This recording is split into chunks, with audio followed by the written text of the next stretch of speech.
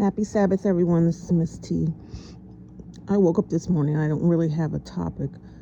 I was just thinking. I haven't been on here for a minute, so I was checking in on everyone. First of all, I wanted to shout out some people that I watch that give me inspiration. First is Melanated Goddess. I love you, sis. Keep spreading the message, and thank you for your help and trust and believing in me. Marlene, Shay Love, Nate the Great, Gary Busted Down Brown. There's so many other platforms that give out a positive message, motivate people to be better, or just have a place to release, some things that you feel inside. There's not a lot of places, in this day and age, this world, if people don't want to hear about your problems, people don't care about your problems, and if you're not bringing drama or having something funny to laugh at or talk about, they're not interested. So I will shout out and uplift anyone who obviously takes their time to want to give a positive message to help others, because it's not easy to do that. I also want to shout out to Mr. and Mrs. Fly. I go to their channel because there's no drama, never. We laugh. It's a group of people who really don't know each other, but became a close family just by laughing. They go fishing. They just take us along with them on their journey, and they're also showing how Black couples can be in love. The stereotype that the wife is miserable, or the man is out cheating, has several women, several baby mamas. They show that you can have a partner, you can be in love with someone, and he can be your best friend, he can be your confidant, he can be your, just everything. They laugh together and just show that, life, they're living life, and it's good. And I appreciate that, because so many stereotypes try to downgrade our love isn't real. It's like a lustful, evil type of thing. Like, it's just full of sexuality and whatever. It's actually love, and I appreciate them for that. I guess this week I have ran into a lot of. I stopped coming on YouTube except to go to the Flies chat, because I felt myself being, what's the word? I don't want taken in, sucked in, being a part of, and it doesn't have anything to do with the people. I don't surround myself with I don't surround myself with people who are negative, mean spirited, bullies, hateful, or whatever. So I've met a lot of good people. It's just that sometimes the chats get really out of hand, and they really go against everything I believe. I really condone Black women tearing each other down. I don't condone bullies. So those are going to be my two top things that I'm not going to watch or stand by and watch. And I've gotten myself in some situations. I thank God for giving me the knowledge and the strength to not, go any further. But I just know that God is not, I'm not done. I'm not fully, I still am a sinner and fall short. And so I could be pushed. And I just don't want to. So I'm not going to put myself in that situation. I'm not going to put myself in places that I have to figure out or find out how faithful or how much God, how much I don't want to disappoint God. I'm just going to say that. That's just, so I just try to find places where you just have fun. People have work. Some people work a lot, and some people, have other things outside their life, and they just want to go somewhere and just chat with different people. You don't really have to really know them outside. You just get there and you know them by coming in there, that chat all the time. And so I enjoy the fishing and all the things that they do, the bowling, and they really had a good time on 4th of July. They had a friend up and they were shooting fireworks. It was just entertaining, just pure entertainment, and no one allows anyone to bully anybody or say anything bad about them or, make them feel uncomfortable. Everybody's welcome and just, have a good time. So I guess after I say that, I wanted to, does anyone feel, well, we know we're being controlled, of course. Anybody doesn't, some arrogant person or somebody out of touch would say, don't nobody control me, but you're being controlled. So whatever we're allowed to see or allowed to be told about or get to witness, they pump that they pump that into the atmosphere for a long time, and then they take it away. Because can anyone tell me what's happening with the war in Iran?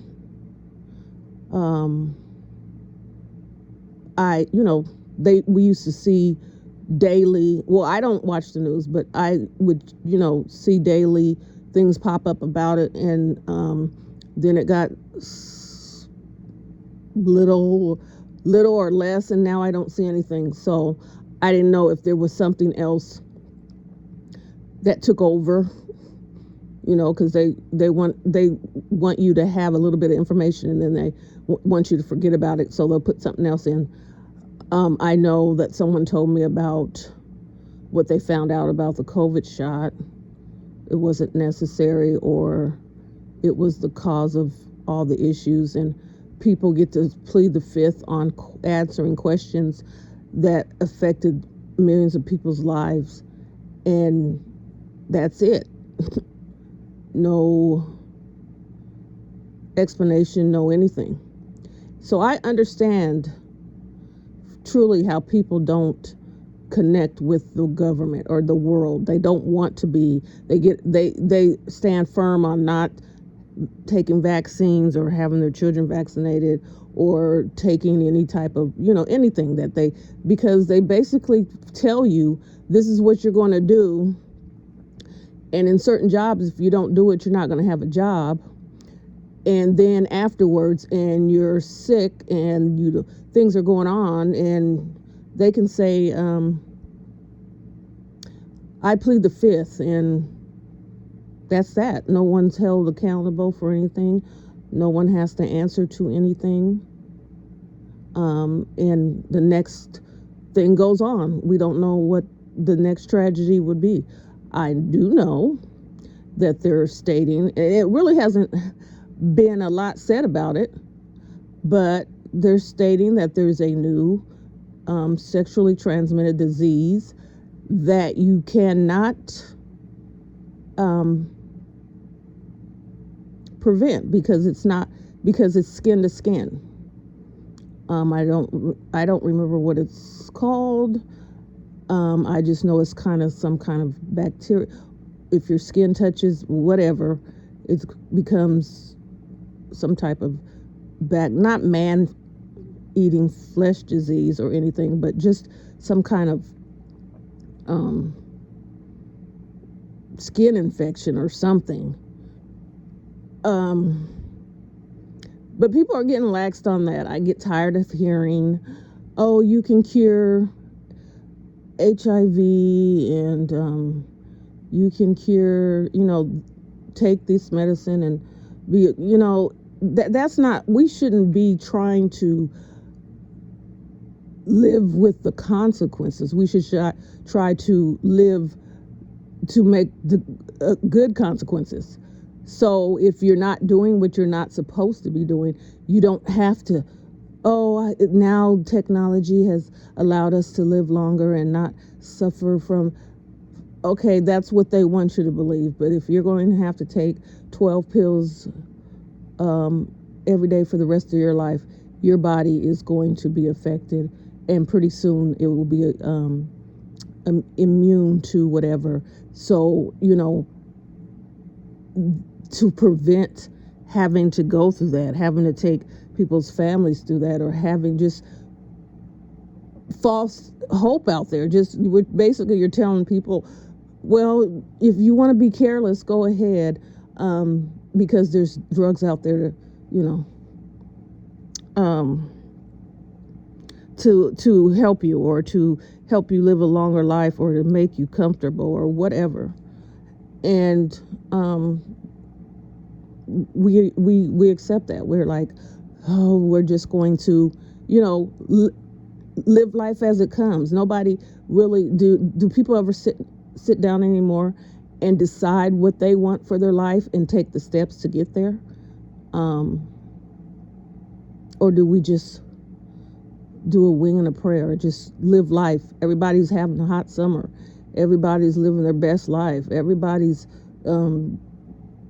popping tags and whatever. But what does it get you in the end? I mean, say you do live your best life your whole life, and you party, and you have a boat, you're on a yacht, you travel, you whatever. What is the ending when you're to have stories to tell about how you went to Hawaii and whatever, seen a volcano?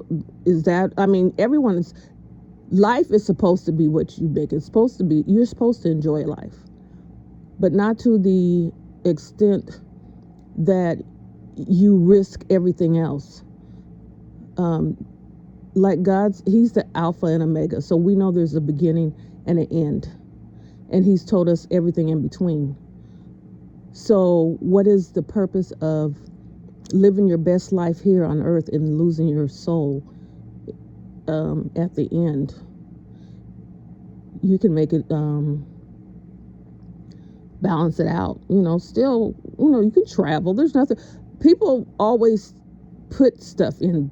There is nothing wrong with being happy and living a good life and having nice things that you want. It's when you become obsessed with the world and all of the things that the world has to offer, when you value material things more than you value a person's life or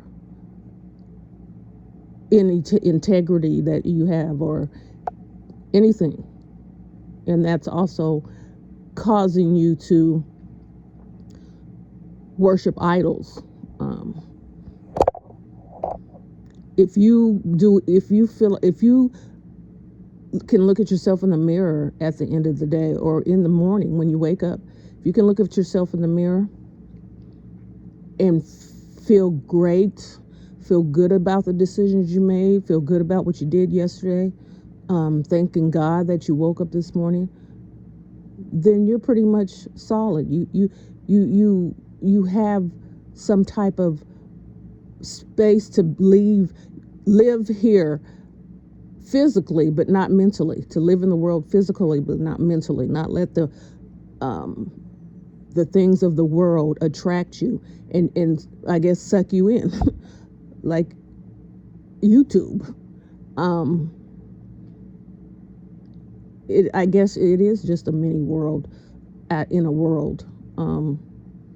There's people who have higher ranks than others. There's people who are looked at as lower class. There's people that they deem, women that they deem loose, women that they think they feel have substance and need to be respected. There's all kinds of stuff going on.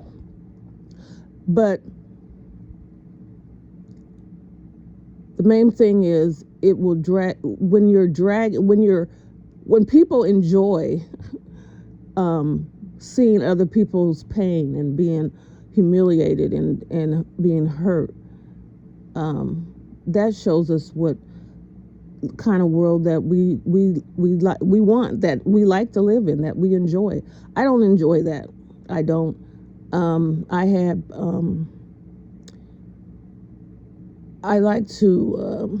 I like my black queens to realize that they have a place in the world, that their voice matters, that they are no better, no different, none of those things. And when you let the society tell you and put you in a category and you fall for that, that means you're not living in the world but not of the world. Society can't tell you that if you don't drive a whatever that you mean nothing. Society can't tell a black man if he works at McDonald's that he's beneath someone, because you can't take a black man and beat him down for all his whole entire life and whole entire generations before him and then tell him now get out there and make a way, and because he chooses to make some type of way, then make him feel bad for that decision. If you take a man and he makes a mistake and has to go to prison and comes out a felon, you almost are telling him that the rest of your life is going to be nothing. If you have a felon on your name, there's about nothing that you can do. That guarantees that you don't have good employment or you can't get a good job. It guarantees that school is probably out of the question. It guarantees you that you're not going to have good relationships with women, because they're going to, unless you have a good person in your life or good people in your life that will stand behind you or stand beside you and help you, you're just going to be looked at as another black felon man who's walking around here and doesn't deserve anything out of life. But that's not what God said. So we'll listen to man's rules, but when God says something, it's like, we'll take bits and pieces of what God says. We'll accept some things that will benefit us, and then we'll not that I'm going to do what I want until it it doesn't suit me, and then I'm going to scream out, God, God, God. I see a lot of different posts on God a lot lately. And that means either one or two things. That means that people are really searching and can see the truth, or other people just see people need God because of all the evilness that's out there, and they're just hoping that if we flood the world with God saves or God loves, that someone's going to maybe turn from something they thought they were getting ready to do because they seen that message. Believe you me, I wish that was the truth. I know people can have an epiphany and change just by, because you have an opportunity between thought and a action. You have time to either rethink that action or turn that action around, or make a better decision or make a worse decision, or however. It's what you choose and what your mind chooses. If you continue to put your mind in a place where God can't even enter, where you don't even allow him to enter, where you don't think of him at all, of course all your actions are going to be bad. All your actions are going to focus on the desires of your heart and things that you want, and you're not going to take an account of other people and what will happen to them if you are persistent in taking something of theirs that you want, that they worked for.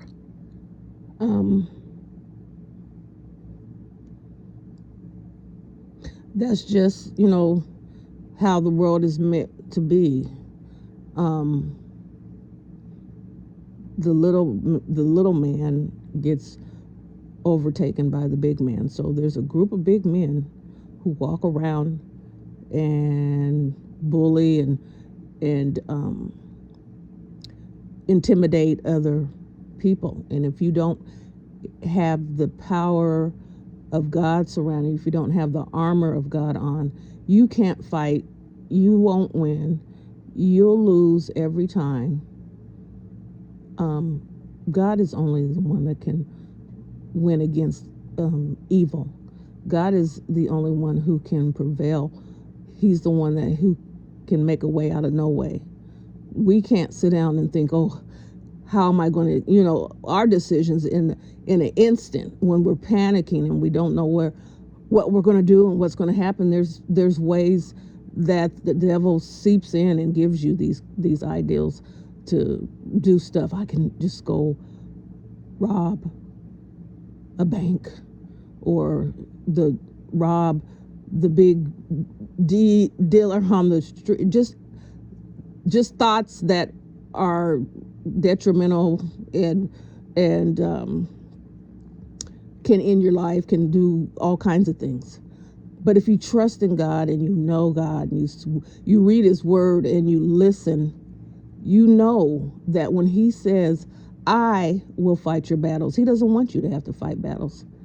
That's not what he needs. You in good shape to continue to spread his word. He needs you in the right mind to study and to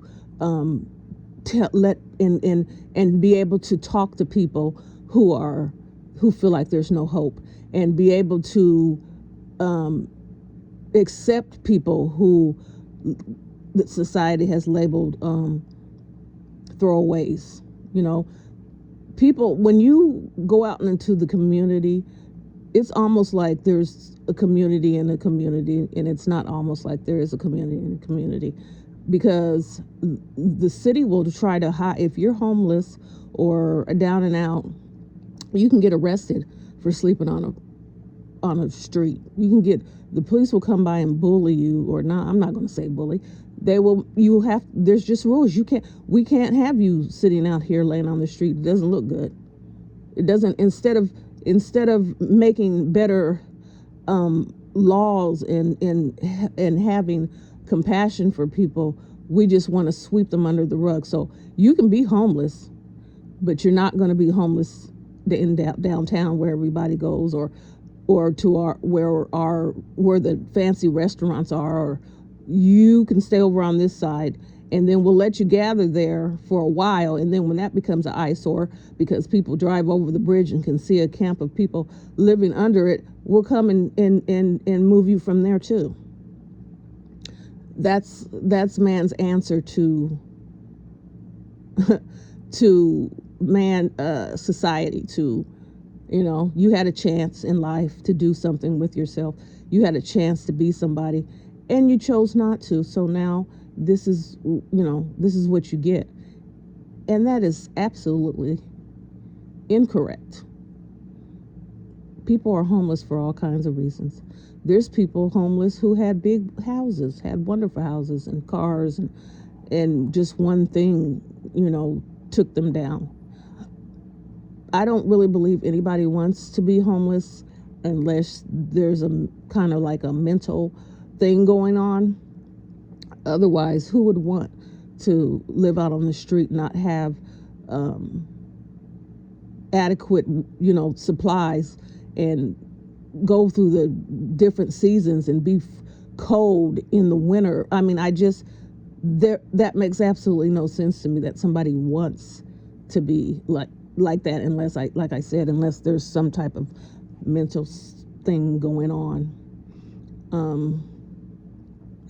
People, to me, I like to meet new people and hear new ideals. And I've found that a person who's kind of quirky, or a person who likes to read a lot, or a person who comes up with ideas, that type of person is a free spirited, and they march to their own beat. Those type of people can take money and go buy food for 17 people that are sitting on a sidewalk. Just those are the type of people that have a vision, they might not even really be serving the Lord. They might not be doing everything, but they just know that there's more to the world than meets the eye. There's more to the world.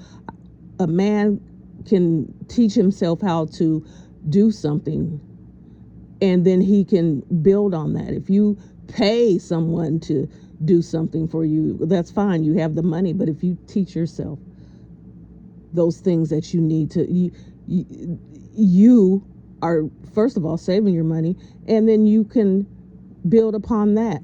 Don't let no one tell you can't do something.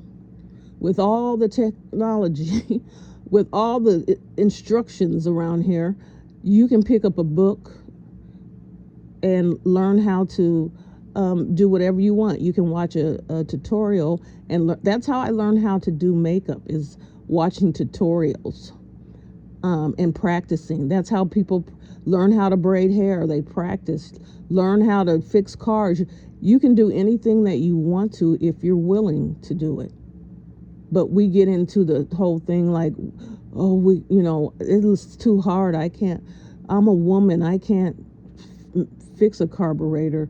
Well, if you're going to limit yourself, or you're going to let the world tell you what you're supposed to do and how you're supposed to do it, then that's how you live. And once again, we'll listen to society's rules and laws, but overlook what God is the one who, we have all these societal rules because of God. He's the one that made the world, but man took it over. Man thought they were bigger than God. Man thinks they are God.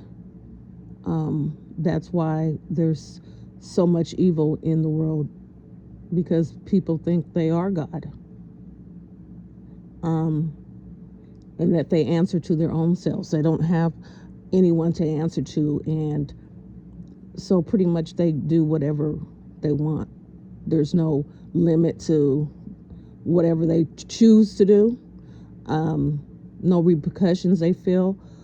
As long as you have money. That has been proven.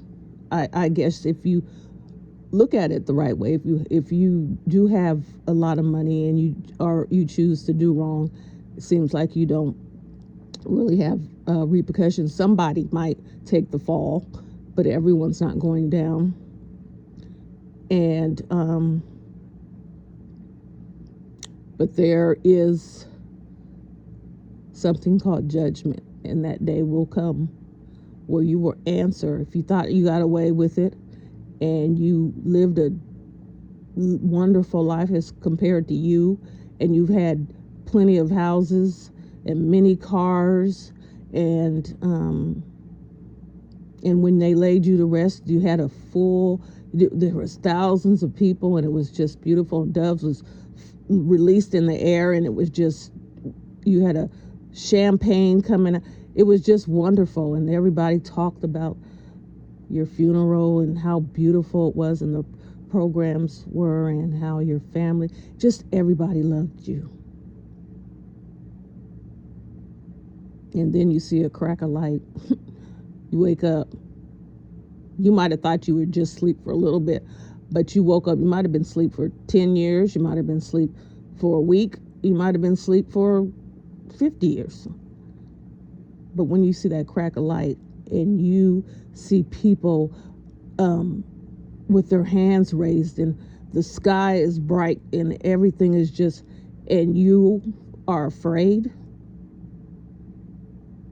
all of that wonderful stuff that you did on the earth when you were alive, and all the people were surrounded you, your yes men, and everybody told you were so wonderful, and women, you had women at your beck and call, and you had all the latest everything. That stuff's not going to go through your head at that moment. What's going to go through your head is that you lost your soul, and you're getting ready to pay for all the things that you wanted to have in life, you chose to have in life. So maybe if you can think about that now, it will make sense to you. Do you want to have the wonderful things in life? And let me explain what I mean. I mean, because by no means God doesn't want you to suffer or anything. And if you've made it to where you are able to have a great life, that's good. But you still have to remain a child of God. You still have to fear God more than you fear man. Man can do things to you, yes, but God is the ultimate. He has reign over everyone. He is the creator. He's the Alpha and Omega. He has your life from the beginning until the end. However you choose to end it is up to you. He doesn't force anyone. He doesn't manipulate. He doesn't lie.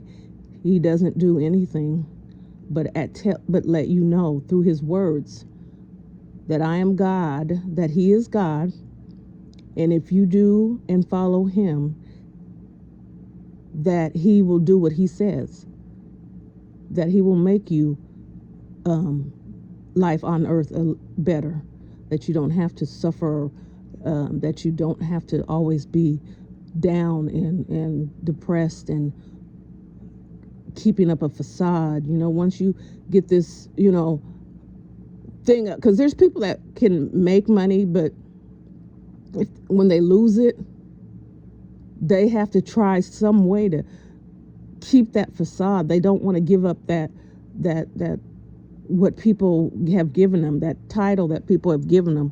So if you ever wonder why some people who seem to have it all are still look depressed, or you hear about someone unaliving themselves and you're like, well, they were the richest, that's because their bodies and their minds weren't at peace. They weren't living peacefully.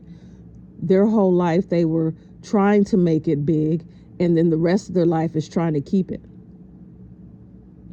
In the Bible it says, I don't want to say it wrong, fool and his money are soon departed. Something like that. I guess you can go look up what that scripture is, what it actually says. But basically it's saying you can have your money, but if you're acting foolishly, you're doing things with on your own, or you're being selfish or whatever, your money's not going to last. That's not going to last you. You'll lose it. And then what will you lose after that? Your mind, your soul. I'd rather just be comfortable. Maybe go out to have dinner twice a month, or just have a happy, simple life, because I know what God has promised us in the end. I know how wonderful it's going to be with him. there's no comparison. There's no amount of money, jewelry, cars, trips, anything that will compare to the life that God has planned for all of us. You just have to be willing to live by his laws, live by serving him, by doing his will. And it's not much. He doesn't ask you to do anything that you cannot do. All he says really is it's about love. Love your neighbor, love your brothers, love your sisters, love the people on the street, help those who are in need, that are, be kind, don't lie, don't steal, don't put things in your body that will harm your body, don't mistreat, bully, don't say bad things, don't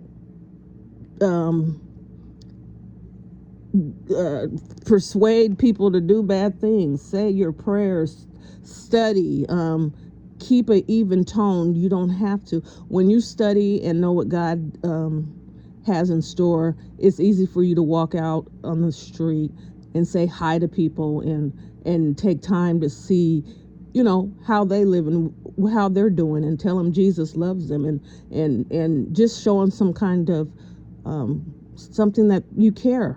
People walk around here and don't believe no one cares. They're out here in the world by themselves.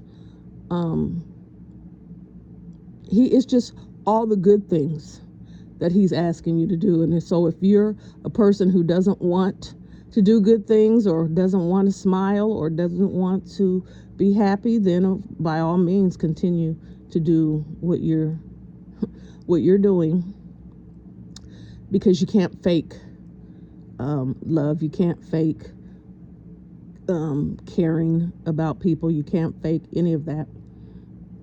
What you can do to ease your conscience is it's always money. Just send out money, and that will ease your conscience. I sent money to, and I'm not saying there's nothing wrong with that either. You giving money to, different types of societies and colleges and programs and all that, and that helps people too. So I'm not saying there's nothing wrong with that, but I find that eases people's minds. It makes them feel better when they're doing things maybe they shouldn't be.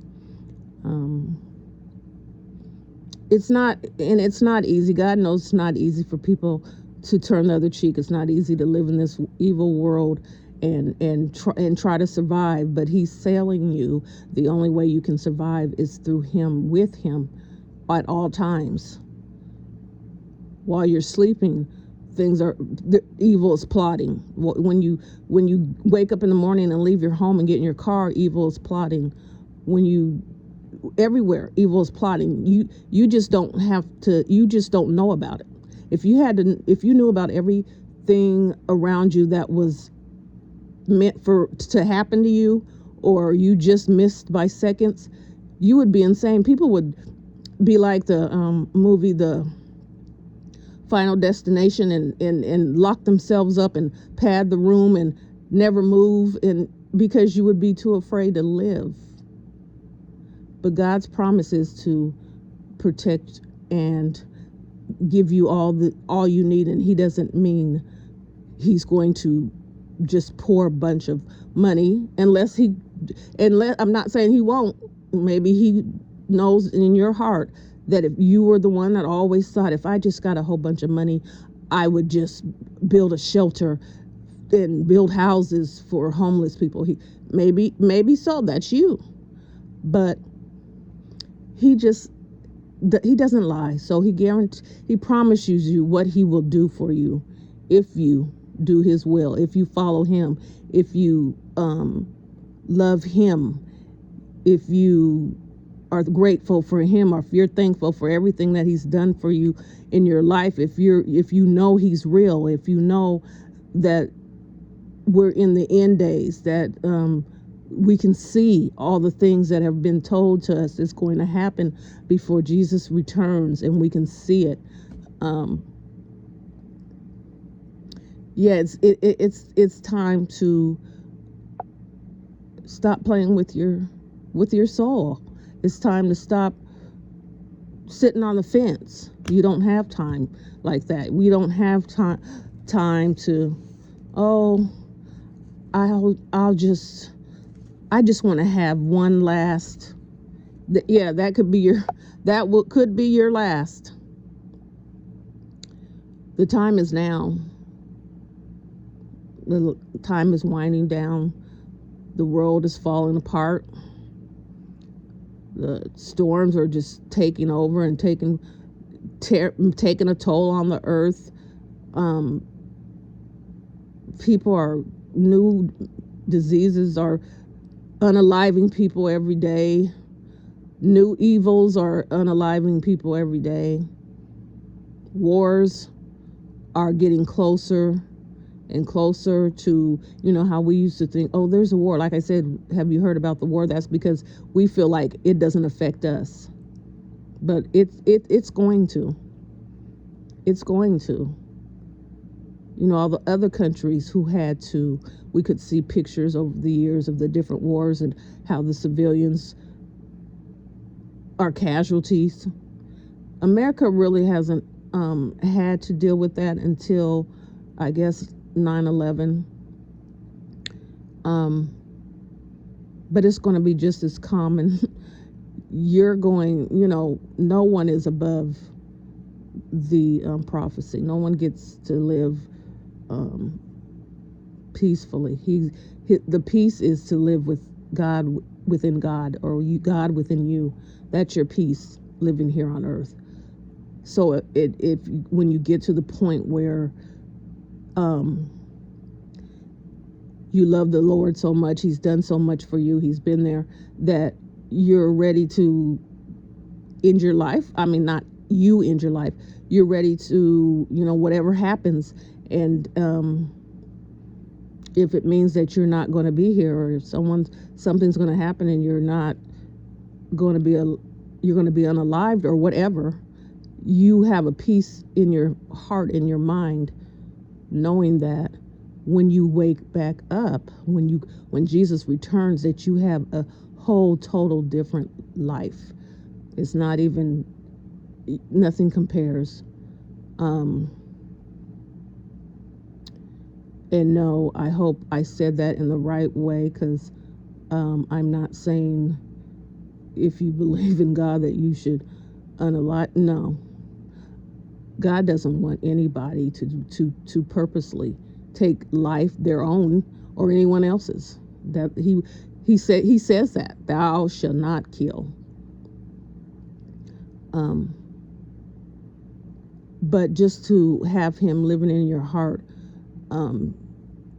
some fear, the fear that other people would have, you just don't have, because because he's shown you over and over. When you live your life and God has shown up every single time, even when you still get yourself out, when He gets you out of that trouble and you get in yourself into more trouble and you're still wondering what you're going to do, when He shows up again, you just like, why do I keep questioning? Why don't I just not allow Him to do what He does? Why do I even have to get myself upset? Because He comes through every time. Because He says He's going to do what He is going to do. He's the only person. One can't say person. God is more than, God is love, life. So God, as in God, is the only one who will do what they say they will do. People will tell you they're going to do things and not do it. People tell you that they love you, but they don't. People, will say they'll be there for you, and they're not. I am a living testimony. Anybody in the sound of my voice, I am a living testimony that God is real, and He will do what He says He will do. It used to be he would show up and I would be like, what? it's hard to explain, but when you experience it, you know. Like it's kind of, you're kind of you're kind of scared at first, like how did that happen? That, and you sit and you think, how could that have happened? What? And then he shows you again and again, and you finally, and you get used to it. You just wait. You just like, God, here we go. Here, I present this to you, and then I'm going to go do my laundry. I thank you in advance. I thank you for all the things you've done for me in the past. And that's it. Now you don't even remember, you don't even get surprised. You just put it in God's hands, and like he said, and when you put it in his hands, you don't have to worry about it anymore. I don't have to worry about if I have my car broke down and I don't have the $6,000 to fix this or that. I don't have to think of what scam I'm going to do or what evil I'm going to do to try to get the money to fix my car. I put it in God's hands. And in the meantime, if his answer isn't that my car is going to get fixed tomorrow, I will just have to Uber or ride a bike or whatever until it's done. And I've been through that before, so I'm not making up something. I'm not making up the fact that I drove my car around for almost a year with the belt broken, that my car shouldn't even been moving, because God knew that there was a lot of things that I was going through in my life, and I wouldn't have been able to handle having to pay thousands of dollars. But and he it was so, he didn't even I didn't have to worry about it, because I didn't even know that it was broken. I shouldn't be driving. But when I finally was able to, like, let me take I know there's the noise or whatever, let me take my car in and get it looked at and told what the issue was and why and how, and it's impossible and you shouldn't have, and that, and it got fixed. I already knew who, what, when, and where, and why. It's just so much easier. God just makes it so much. Just doesn't make sense not to even choose God. If you like to be in pain or suffering or depressed or abused or whatever, then by all means stay in the world. Do what the world does. Be that way. But if you want to feel strength and love and happiness and greatness and feel strong, and you can stand up for yourself even if you're standing by alone and no one else is with you, and you can feel all of that power, and that's because of you serve a God that never lies, will do what he said he's going to do, told you that he can make it easier if you just follow him. And I guess that's all I have to say. I hope everyone is having a beautiful weekend, being blessed. Spend some time with the Lord. Spend time with your family. Reach out to someone that you haven't talked to in a long time. You never know what's going on in someone else's life. Maybe all it takes is a phone call from someone to check on them. Be kind to people. We're all in the same boat. We can speak and say hi on the street, even if, to strangers. Try and be a better person than you were yesterday. Then once you tackle that, be a better person tomorrow. Keep revolving. Keep making yourself better.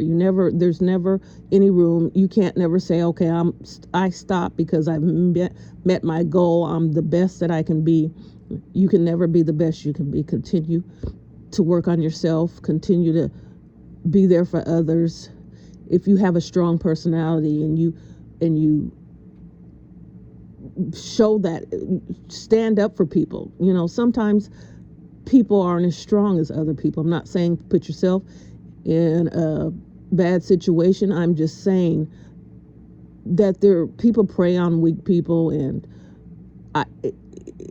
it's just, and you don't know how it feels to be scared and, and feel like everyone's against you, or be the butt of everyone's jokes, or be talked about and picked on. And, it only takes one person to say, what did he do? What did she do? Why are we all jumping on her or him? Or what happened? Is this making us feel better? Are we jealous of make logic out of it, because it really doesn't. If you're happy in life, excuse me, you shouldn't have time to try to make somebody else miserable. You shouldn't have time to try to break somebody else's spirit. For what? Are you just that evil, or are you really secretly jealous of that person's life, and you want to make them feel as bad as you possibly can because you feel bad? You just need to take the time to think about stuff. Stop doing stuff just out of the spur of the moment. Stop living your life on a whim. Take time and think about things that you are purposely doing, or plan to do, or plan to say, or it could save you, it could save someone else, it could save you misery, it could save other people. It all, if you just take the time. One example is, and I know I was called come back to this, but the reason why it does, because I practice celibacy, and before, when I was in relationships, that's what that's what you do.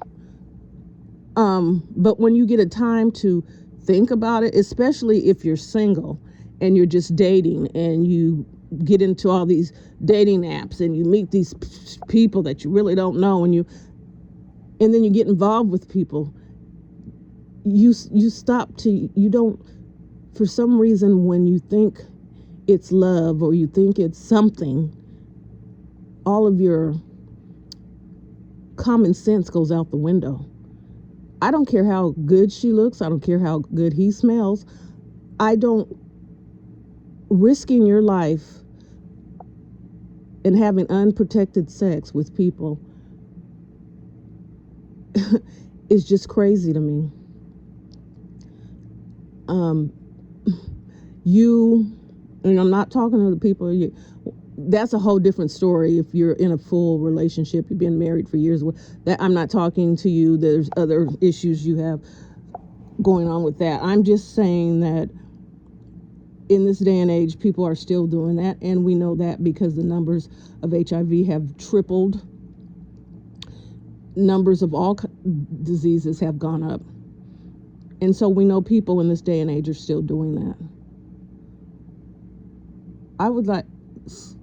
It feels good, but nothing feels that good that you're risking a lifetime of heartache and heartbreak and whatever else comes with it for just that little amount of pleasure.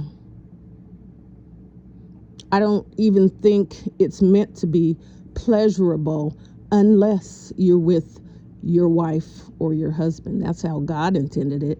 So if it is pleasurable, it's because man has turned it into something different. It's not what it is meant for. People find, God made something beautiful that he wanted people to create life. They've turned it into everything else but that. And so you just have to be conscious, make better choices, decide that your life is worth living, that your life is valuable, that God made you. He didn't make a mistake. He says that we're all sinners and fall short. No one is better than no one else. So we're all going to answer to God the same way